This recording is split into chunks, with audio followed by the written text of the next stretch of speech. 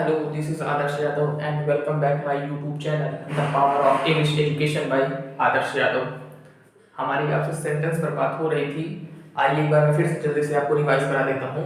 मैंने आपको ये बताया था कि दुनिया का कितना भी बड़ा सेंटेंस क्यों ना हो, उसमें 5 चीज़ों के अलावा छठी चीज़ कोई नहीं हो सकती, और वो चीज़ें हैं subject, verb, object, complement, adverbial. मैंने आपको ये बताया कि दुनिया का कितना भी बड़ा सेंटेंस क्यों ना हो, इन 5 चीजों के अलावा छठी चीज उस पर कुछ नहीं हो सकती। वो चीजें हैं सब्जेक्ट, वर्ब, ऑब्जेक्ट, कॉम्प्लीमेंट और एडवर्बियल। सब्जेक्ट और वर्ब का होना अनिवार्य है, बाकी चीजें हो भी सकती हैं और नहीं भी। ये डिपेंड करता है ये वर्ब पे, फाइनाइट वर्ब पे। फाइनाइट वर्ब क्या है ये मैंने आपको बता दिया है। और इसके आगे क्या होता है कि ये ट्रांसिटिव वर्ब होती हैं, तो अपने बाद ये ऑब्जेक्ट लेती हैं, क्योंकि ट्रांसिटिव वर्ब के बाद हमारे आता है क्या, ये तो ये इसका जवाब ऑब्जेक्ट देता है। इन ट्रांसिटिव हुई तो अपने आप कुछ नहीं लेती, वो अपने आप में पूरी होती है। जैसे मैं कह दूं द डॉग्स बार्क, कुत्ते भौंकते हैं, द बर्ड्स फ्लाई, पक्षी उड़ते हैं, तो ये पूरी है, इसमें किसी की जरूरत नहीं है, तो ये अपने आप में इनट्रांसिटिव रहती है, तो ये अपने आप में पूरी रहती है। और एडवर्ब कॉम्प्लीमेंट जो होता है वो लिंकिंग वर्ब, यदि वर्ब लिंकिंग हुई तो अपने बाद कॉम्प्लीमेंट लेती है। लिंकिंग वर्ब 18 होती हैं, वो कौन कौन सी होती हैं ये मैं आपको आगे बता दूंगा। और जो कि ट्रांसिटिव ट्रांसिटिव ये ढेर सारी होती हैं, लगभग 8 से 10,000 के बीच ये रहती हैं, तो इनको बता पाना संभव नहीं है वो कौन कौन सी है, और नहीं बता जा सकता जो कि ये लिंकिंग वर्ब ये 18 होती हैं, तो इसे मैं आपको बता भी दूंगा और इस पे चर्चा भी आपसे हो चुकी है, तो आप और बेहतर तरीके से समझ पाएंगे। आइए बात करते हैं सेंटेंस कितने प्रकार के होते हैं, तो वो भी मैंने आपको बता दिया कि सेंटेंस 2 प्रकार के होते हैं, on the basis of construction and second is the on the basis of meaning. पहला होता है कि अर्थ के आधार पर, और एक होता है बनावट के आधार पर।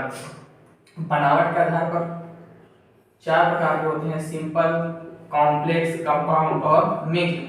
अर्थ के आधार पर होते हैं असर्टिव, इंट्रोगेटिव, ऑप्टेटिव, एक्सक्लेमेटरी और ऑप्टेटिव। हमारी आज आपसे यही जो अर्थ के आधार पर है इन पे बात होगी, और धीरे धीरे आपसे सब पर बात होगी। तो आइए बताते हैं जो कि होते हैं on the basis of, on the basis of meaning. तो ये 5 प्रकार के होते हैं। कौन कौन से होते हैं? असर्टिव, असर्टिव सेंटेंस, दूसरा होता है इंट्रोगेटिव सेंटेंस,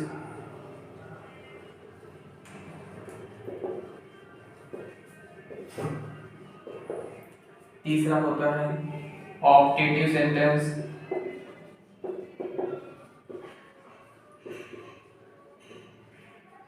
चौथा होता है इम्पेरेटिव, इम्पेरेटिव, पांचवा होता है एक्सक्लेमेटरी, एक्सक्लेमेटरी। पहला होता है assertive sentence, interrogative sentence, optative sentence, imperative sentence और एक्सक्लेमेटरी सेंटेंस। बारी बारी से आपसे सब पर बात होगी। आइए जान लेते हैं कि असर्टिव क्या होता है। असर्टिव होता है कि एक वर्ड होता है असर्ट, असर्ट इसका मतलब होता है निश्चित करना, ये वर्ड मीनिंग है। इसका मतलब होता है निश्चित करना, किसी भी चीज को निश्चित करना। असर्ट से ही बना है असर्टिव सेंटेंस। जब असर्ट का मतलब होता है निश्चित करना, तो स्वाभाविक सी बात है कि असर्टिव का भी मतलब होगा निश्चित करना। असर्ट का मतलब होता है निश्चित करना, उसी से बना है असर्टिव। तो असर्टिव सेंटेंस का मतलब ये होता है कि किसी भी चीज को निश्चित करना, ये किसी भी चीज को निश्चित करता है। जैसे this is a white board, या एक सफेद बोर्ड है। दिस इज अ मार्कर, या एक मार्कर है। And this is a room, यह एक कमरा है। दैट इज अ बॉय, वह एक लड़का है। आई एम अ टीचर, मैं एक अध्यापक हूं। किसी भी चीज को निश्चित कर रहा है ना, भाई this is marker, this is a marker, यह केवल एक मार्कर है और कुछ नहीं, निश्चित तो कर रहा है। तो इसी तरह होता है असर्टिव। असर्टिव का मतलब होता है किसी भी चीज को निश्चित करना, किसी भी चीज को निश्चित करना असर्टिव कहलाता है। वो कैसे निश्चित करता है मैंने आपको बता दिया। जैसे this is a white board, यह एक व्हाइट बोर्ड है, तो ये निश्चित ही कर रहा है कि ये और कुछ नहीं है, यह केवल और केवल एक व्हाइट बोर्ड है। दिस इज अ मार्कर, यह एक मार्कर है। ये न पेन है, न कॉपी है, न किताब है, न शेर है, न सेब है, न चाकू है, यह मार्कर है, निश्चित ही तो कर रहा है ना। तो असर्ट का मतलब होता है निश्चित करना, और असर्ट से ही बना है असर्टिव सेंटेंस, असर्टिव। तो असर्टिव का मतलब होता है किसी चीज को निश्चित करना। जैसे मैं लिख दूं this is a boy, this is a boy, यह एक लड़का है। दिस इज अ बॉय, यह एक लड़का है। तो ये कुछ नहीं कर रहा है, केवल और केवल निश्चित कर रहा है कि दिस इज अ बॉय, यह एक लड़का है। दिस इज अ पेन, यह मार्कर, यह एक मार्कर है। और जैसे मैं कह दूं this is not a boy, यह एक लड़का नहीं है, तो ये भी असर्टिव ही है, ये भी निश्चित कर रहा है ना। अब आप पूछेंगे क्यों, इसमें तो नॉट आया है। तो नॉट से कोई मतलब नहीं है, वो निश्चित ही कर रहा है। इसमें निश्चित कर रहा है कि वह एक लड़का है, और इसमें निश्चित कर रहा है कि वह एक लड़का नहीं है। इसमें बता रहा है कि वह एक लड़का है, तो वो लड़के के होने का निश्चित कर रहा है, और इसमें बता रहा है कि वह एक लड़का नहीं है, this is not a boy, तो ये निश्चित कर रहा है कि वो कुछ भी हो सकता है। वो लड़की हो सकता है, और शेर हो सकता है, घर हो सकता है, कुछ भी हो सकता है, लेकिन वो लड़का नहीं हो सकता। इसलिए यहां भी ये निश्चित ही कर रहा है। जरूरी नहीं है कि वो सिर्फ ये नॉट नहीं आएगा तभी निश्चित करेगा। असर्टिव का मतलब होता है निश्चित करना, वो किसी भी रूप में कैसे भी किसी न किसी सेंटेंस को, किसी भी चीज को निश्चित ही करेगा। जैसे मैंने बताया दिस इज अ बॉय, वह एक लड़का है, और this is not a boy, वह एक लड़का नहीं है। तो आप ही बताइए, दोनों चीज को निश्चित तो कर रहा है कि वह एक लड़का है और वह एक लड़का नहीं है। तो अब असर्टिव सेंटेंस भी दो प्रकार के होते हैं। कौन कौन से?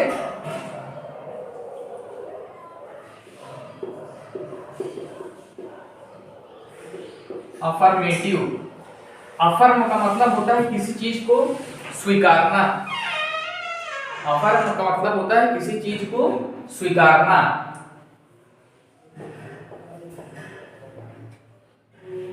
अफर्म का मतलब होता है किसी चीज को स्वीकारना। तो ये स्वीकार रहा है कि हाँ वह एक लड़का है, तो ये हो गया अफर्मेटिव। और निगेट का मतलब होता है किसी चीज को नकारना, किसी चीज को नकारना या मना करना।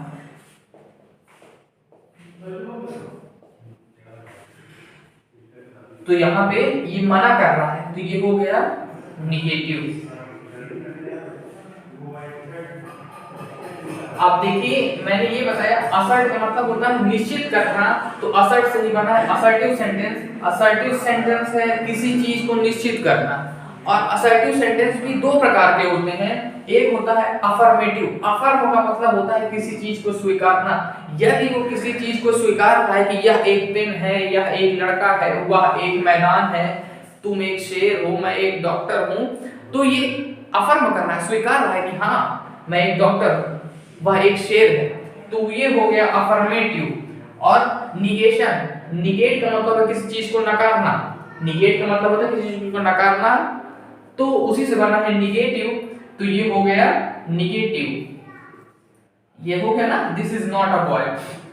तो फिर से एक बार आप देख लीजिए, मैंने बताया कि असर्टिव सेंटेंस किसी चीज को निश्चित करते हैं, यदि स्वीकारते हैं तो अफर्मेटिव हो गया और नकारते हैं तो निगेटिव हो गया।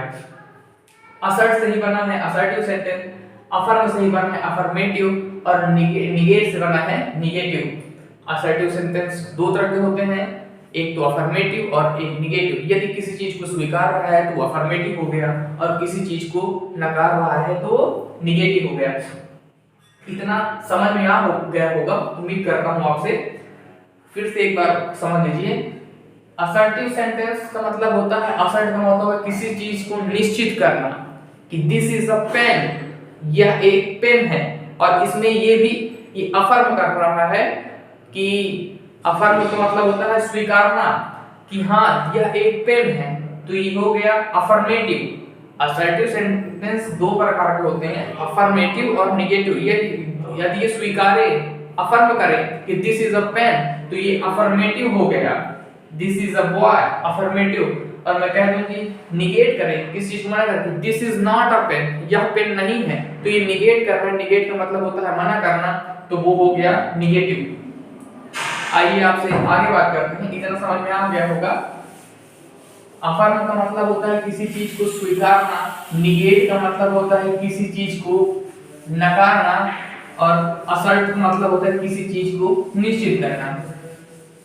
यदि असर्ट सही करना है असर्टिव, असर्टिव सेंटेंस किसी न किसी चीज को जरूर निश्चित करता है। यदि वो स्वीकारता है तो अफर्मेटिव हो गया और नकारता है तो निगेटिव हो गया। दूसरा कौन सा है? दूसरा होता है इंट्रोगेटिव।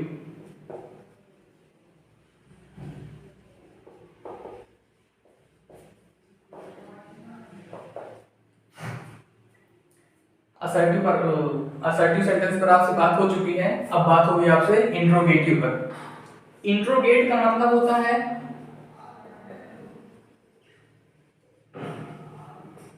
इंट्रोगेट का मतलब होता है प्रश्न पूछना। इंट्रोगेट का मतलब होता है प्रश्न पूछना, और इंट्रोगेट से ही बना है इंट्रोगेटिव।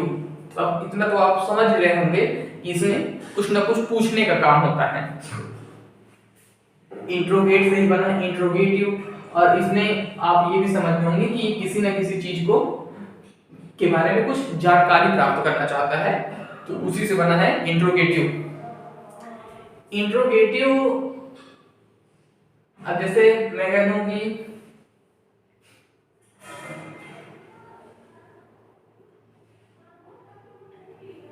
जैसे मैं कह दूं कि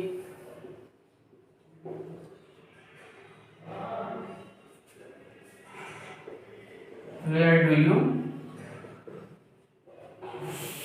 live, are you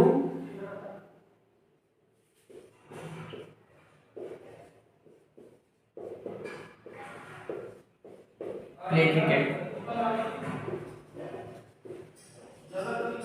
what is your name। मैंने बताया कि इंट्रोगेट का मतलब होता है प्रश्न पूछना, किसी न किसी चीज के बारे में जानकारी प्राप्त करना, प्रश्न पूछना, तो उसी से इंट्रोगेटिव बना है। तो इंट्रोगेटिव का मतलब होता है प्रश्न पूछना। अब जैसे क्या है, वेयर डू यू लिव, तुम कहाँ रहते हो, आर यू प्ले क्रिकेट, क्या तुम क्रिकेट खेलते हो, व्हाट इज योर नेम, तुम्हारा क्या नाम है। अब इसमें आर यू प्ले क्रिकेट, क्या तुम क्रिकेट खेलते हो, तो मैं खेलता हूं तो कह दूंगा हाँ, और नहीं खेलता हूं तो कह दूंगा नहीं। वेयर डू यू लिव, तुम कहाँ रहते हो, तो इसमें मैं हाँ या ना करके कोई जवाब नहीं दे सकता। अगर कोई मुझसे पूछे तुम्हारा क्या नाम है, मैं कह दूं हाँ। कोई मुझसे पूछे तुम कहाँ रहते हो, मैं कह दूं नहीं। तो इससे वो समझ जाएगा कि हमारी स्थिति कुछ ठीक ठाक नहीं है। तो इससे ये साबित होता है कि मतलब इंट्रोगेटिव सेंटेंस भी दो प्रकार के होते हैं। एक होता है सिंगल इंट्रोगेटिव और एक होता है डबल इंट्रोगेटिव। सिंगल इंट्रोगेटिव का मतलब क्या होता है कि सिंगल इंट्रोगेटिव का मतलब होता है कि उसका जवाब हाँ या ना में केवल दिया जा सकता है, और डबल इंट्रोगेटिव का मतलब होता है कि उसका जवाब हाँ या ना में नहीं दिया जा सकता, उसे एक्सप्लेन करने की जरूरत होती है। जैसे कि वेयर डू यू लिव, तुम कहाँ रहते हो, इसमें मैं हाँ या ना करके कोई जवाब नहीं दे सकता, तो ये हो गया डबल इंट्रोगेटिव।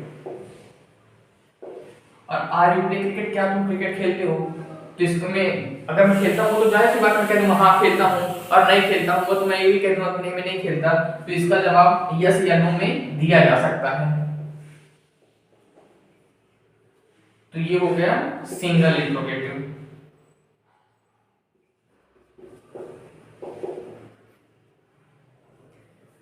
इंट्रोगेटिव सेंटेंस दो प्रकार के होते हैं, सिंगल इंट्रोगेटिव और डबल इंट्रोगेटिव। यदि किसी चीज का जवाब हम हाँ या ना में दे पाए तो वो सिंगल इंट्रोगेटिव हुआ, और किसी चीज का जवाब हम हाँ एक्सप्लेन करके दें तो डबल इंट्रोगेटिव हुआ। ये भी होता है कि सिंगल इंट्रोगेटिव हेल्पिंग वर्ब से शुरू होता है, जबकि डबल इंट्रोगेटिव ये क्वेश्चन वर्ड से शुरू होता है। क्वेश्चन वर्ड होते हैं डब्ल्यूएच होता है ना, कि मतलब हु, व्हाट, हाउ ऐसे करके। तो और जो कि डबल इंट्रोगेटिव होता है, सिंगल इंट्रोगेटिव होता है, ये क्वेश्चन वर्ड से शुरू होता है। मैं आपको फिर बता दूं, इंट्रोगेटिव सेंटेंस दो प्रकार के होते हैं, सिंगल, डबल। सिंगल इंट्रोगेटिव का आंसर हम यस या नो में दे सकते हैं, और इसे एक्सप्लेन करने की जरूरत होती है, इसका हम यस या नो में आंसर नहीं दे सकते।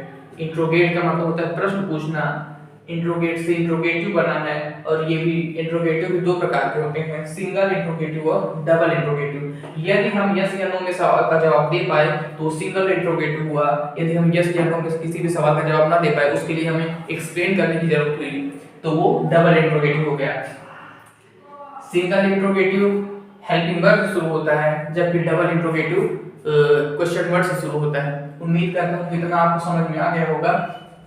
इसके आगे की बातें आपसे आगे होगी। आज के लिए केवल इतना ही। नमस्कार।